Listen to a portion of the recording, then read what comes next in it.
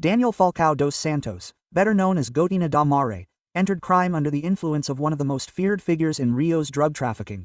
His own uncle and godfather in crime, Tiago da Silva Fale, also known as Th da Mare. It was alongside him that Gotinha went from being an ordinary young man to one of the best-known faces of the Terceiro Comando Puro, even though his role was far from armed confrontations.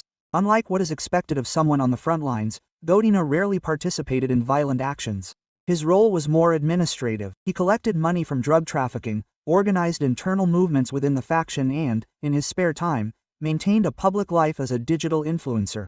With over 100,000 followers on Instagram, he flaunted motorcycles, gold chains and partnerships with gambling, like the famous Tigrinho.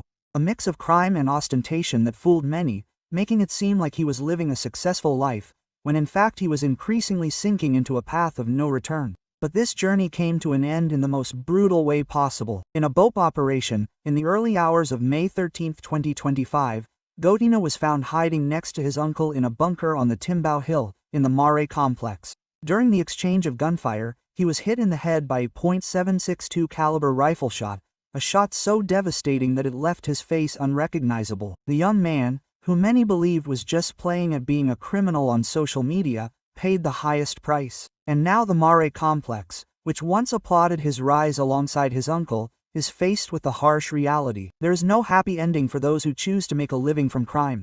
Daniel Falcão dos Santos was not born into just any family. He grew up surrounded by figures who were already deeply rooted in the world of crime. And among all these figures, one stood out as his greatest example: Tiago da Silva Fale, the feared Th da Mare. For many, Thayer was just the head of drug trafficking in the Mare complex, but for Daniel he was his uncle, his godfather, the man who guided him from an early age along a path that seemed promising but was ultimately a trap. It was through Th's direct influence that Gotinha was inserted into the structure of the 3rd Pure Command, not as a frontline soldier, nor as a traffic manager, but as an administrative arm, responsible for collecting money from drug dens and bridging the gap between the bosses and the day-to-day operators.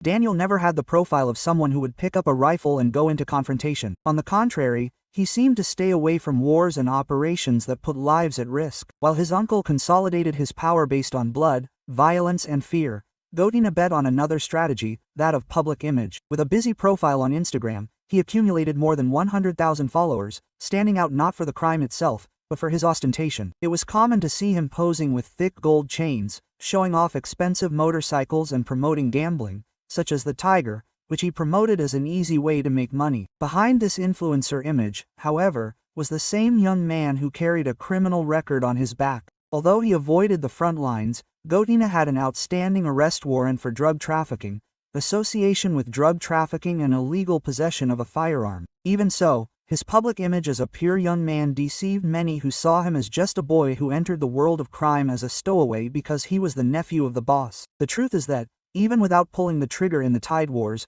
Gotinha was immersed in the drug trafficking system up to his neck, and this blood connection with Th, which seemed to be his protection, ended up becoming his sentence. Because it was alongside his uncle, in the same bunker, that he met the tragic and brutal end, which now haunts those who believe that a life of crime could have had a different outcome. Despite being considered one of Th da Mare's trusted men, few people knew that Gotinha led a routine that was very different from the image of a war security guard that many imagined.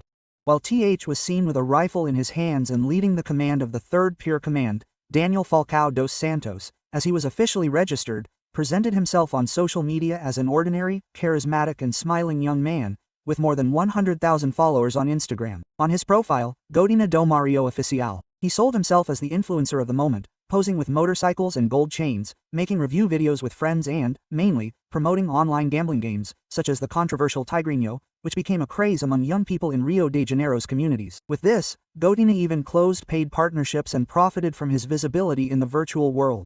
Behind the scenes of the crime, he was not seen on the front lines of the confrontations. According to investigations, his role was much more administrative. He collected money from drug dens, acted as a bridge between suppliers and maintained communication between Th's allies. The nickname Gotinha came from the fact that he was considered a lowlife, with no history of direct involvement in wars or armed actions. But what seemed like a comfortable life on the internet hid the harsh truth of his ties to organized crime. Even without pulling the trigger, he supported the drug trafficking empire together with Th. And it was precisely this loyalty to his uncle that led to his death on that bloody dawn in the Timbao favela.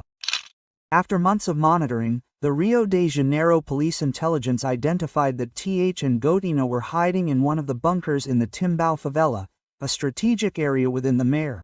The suspicious movement and the information that they were planning new actions against the security forces accelerated the decision of the PM leadership.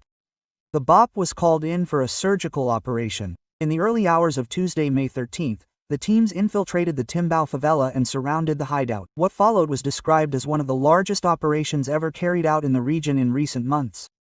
The sound of rifle fire echoed through the alleys, while residents hid in their homes. Barricades were set on fire to try to contain the police advance, but the force of the operation surprised the group of criminals. TH, Gotinha and other security guards tried to resist, but were surprised by the firepower of the BOP. During the confrontation, Gotinha was brutally hit by a shot from a .762 caliber rifle that shattered his skull. The images of the body were so strong that even the drug traffickers themselves asked that the photos no longer be shared. The scene shocked even the police officers who participated in the operation. TH, the mastermind and godfather of the crime, fell next to his nephew, ending a career of more than 9 years as one of the most wanted men in Rio de Janeiro. According to the Secretary of the Military Police, the siege was only a matter of time, and even though they were in hiding, they had been in the crosshairs for months. The death of the two caused a real shock. The faction lost not only the leader of Mare, but also one of the group's main administrative coordinators. The audacity of defying the police by remaining in the heart of the favela cost them dearly. The siege was closed and uncle and nephew fell together side by side, as symbols of a generation that grew up surrounded by crime, believing that this was the only way forward. The death of Th da Mare and his nephew Gotinha ends one of the most well-known pages in the recent history of Terceiro Comando Puro. On one side, Th, the feared leader, strategist and responsible for transforming the Mare complex into a true drug trafficking headquarters. On the other, Gotinha, the loyal nephew, who, despite not liking the front line, allowed himself to be seduced by the false shine of criminal life, an illusion that many young people still buy into. Gotinha was not just a bandit with a rifle in his hand. He was also an influencer in the favela, with over 100,000 followers, posting about himself, gambling games as a little tiger, and portraying an easy and lucrative life. For many, he was a young man who, if it weren't for his blood, would never have entered this war. But the truth is that there is no happy ending in crime. Uncle and nephew died together, surrounded and cornered, like so many others who thought they would never be caught. The blood spilled serves as a warning to those who still romanticize this life. And you, what do you think about all this? Was Gotinha's fate already written since he was born? Or is it still a chance to save other young people from the same illusion? Leave your opinion in the comments, like the video, and subscribe to the channel for more real stories that the system doesn't want you to know. See you in the next video.